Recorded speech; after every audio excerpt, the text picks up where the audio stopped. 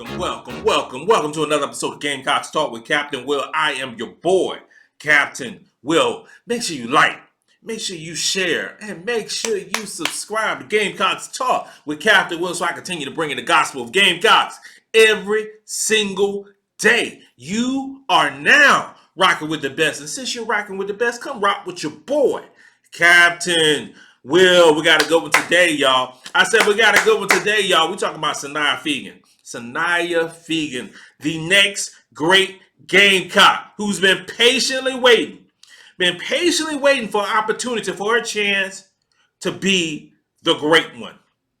Her chance to be the great one.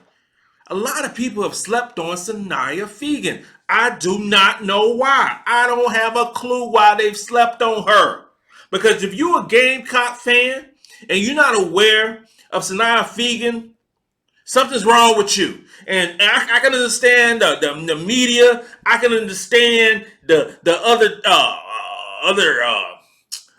prognosticators who's not speaking to her, who's not giving her her due. The reason why Sania Feagin is not on the tip of the tongue of national media, why folks like Charlie Cream, like some of these other women's college basketball prognosticators and officiants, is because they don't follow recruiting the way they should be doing. And I feel bad. I feel bad that they're not doing that because they just look at the top layer of women's college basketball. They look at the top layer, but they're not looking at the ingredients that make up the cake. They're not doing that. So when you look at, and it still irritates me. It still irritates me, the whole situation with Charlie Cream and these way too early not draft, polls. That's what it is. These way too early polls that they be doing. And I'm mainly talking about ESPN. I'm talking about ESPN, the worldwide leader. I'm speaking on them because they don't take that into account. So for them to even dismiss the Gamecocks all the way down to 7th, all the way down to 8th, it tells me, it illustrates to me the fact that they're not doing a deep dive on the rosters. They just see that we lost 7 seniors. They see we lost 7 seniors, but they don't take into account what the Gamecocks have in the cupboard. They don't take into account that the cupboard is so awesome, is so full that we just gonna put the Gamecocks in the 7th or 8th place. The Gamecocks shouldn't be here, but I put it in the cognization because Captain Will's using all these big words today, because I want everybody to get a grasp of what I'm saying. I put in the cognization of college football. Teams like Alabama, teams like Georgia, teams like Ohio State. When they doing those projections for those teams, they always say these teams are reloading. They're reloading because they got the next wave coming. They're not dropping Ohio State number 9, number 8 because they lost a whole bunch of seniors. They're not dropping Georgia to number 8, number 9, number 7 because they lost a whole bunch of seniors. They're not doing that with Alabama. They just say they got the next one coming up. They got the next first wave done gone, went to the NFL draft, and the next wave is coming up. They don't do that with women's college basketball. They didn't do that with South Carolina. They didn't do that. They just say, the seniors are gone, we ain't got nothing left. I'm like, what? So we lost these players and we ain't got nobody to take their place? The Gamecocks didn't do nothing in the transfer portal. Well, we did. The Gamecocks didn't get the number 1 or the number 2 ranked player in the transfer portal, so the Gamecocks suck. I'm like, what are we talking about? The demise of the Gamecocks. Sania Feagin was ranked the number 4th ranked player in the 2021 recruiting class. Okay? Number 4, the number 1 post player in the 2021 recruiting class. You know who she was ranked higher in that 2021 class? Anissa Morrow from DePaul University, transferred over to LSU.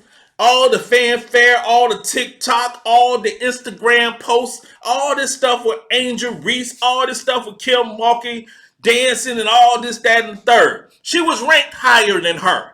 Okay, let's begin with that. She's 6'3". Sania Feagin, 6'3". You know who else she was ranked higher than? The 2020 class, she was ranked higher than Haley Van Lith. Who is she? She also transferred to LSU. And there's not no shade to LSU fans. I'm just putting everything in perspective. Who else was she ranked higher than? Lexi Donarski. She's ranked higher than her too in the 2020 class.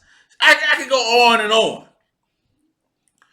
Sania Feagin is that girl. She is that one. She just been playing behind All-Americans, WNBA picks in her freshman and sophomore year. But now they gone. They gone off the Indiana Fever and the Atlanta Dream. It is now her time. It is now time for her to take the throne that she's been waiting to get. She's been waiting to get it, and now she can.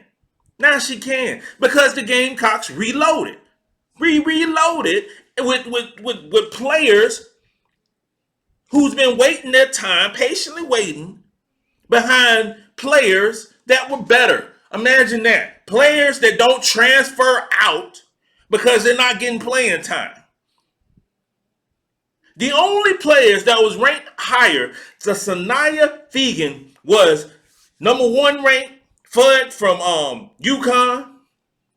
Number 2, Raven Hollywood Johnson. Number 3 was Sania Rivers, former Gamecock, who transferred out to North Carolina State. Those were the only players that was ranked higher than Miss Feagin. The only ones. So this 6'3" post player forward, which happens to be the same height as Angel Reese, is a player who can handle the ball, a player who loves the transition game, a player who can also play with her back to the basket, a player who can shot block, a player who is a game changer, who is a true basketball player who will be great in the system of Dawn Staley. This player, Miss Feagin, is now ready to take the reins as the power forward position along beside Camila Cardozo. 6'7", 6'3", 6'5" Sakima Walker coming off the bench. 6'3" Ashlyn Watkins, who can jump out the gym. It just boggles my mind. It boggles the mind of Captain Will because of the disrespect. The disrespect of the local, of the national media for the South Carolina Gamecocks. If you don't know Sania Feagin's name, you will know this year. You will know this year. When she's making all SEC team, when she's in the conversation of All-American, when she's averaging double-doubles this year, the disrespect of the South Carolina Gamecocks, because we all, it just makes me feel bad of the disrespect, because it's not taking account of recruiting. I just don't get it. I don't get it. Somebody help me understand. Somebody help me understand the disrespect of the Gamecocks. We lost one game. One game this year. The odds-on favorite to win the national championship this year lost one game. Yes, we lost multiple players in the WNBA draft, but we're going to have multiple players drafted this year. Gamecocks don't never stop. Because the Gamecocks always recruit, and we always fill the holes that are left to make it better. In comes Tahina Pow Pow. In comes Sakima Walker. Sania Feagin. Sania Feagin. Miss Feagin is ready. It's ready. She's ready to do work. The patient warrior is ready for battle. She's ready.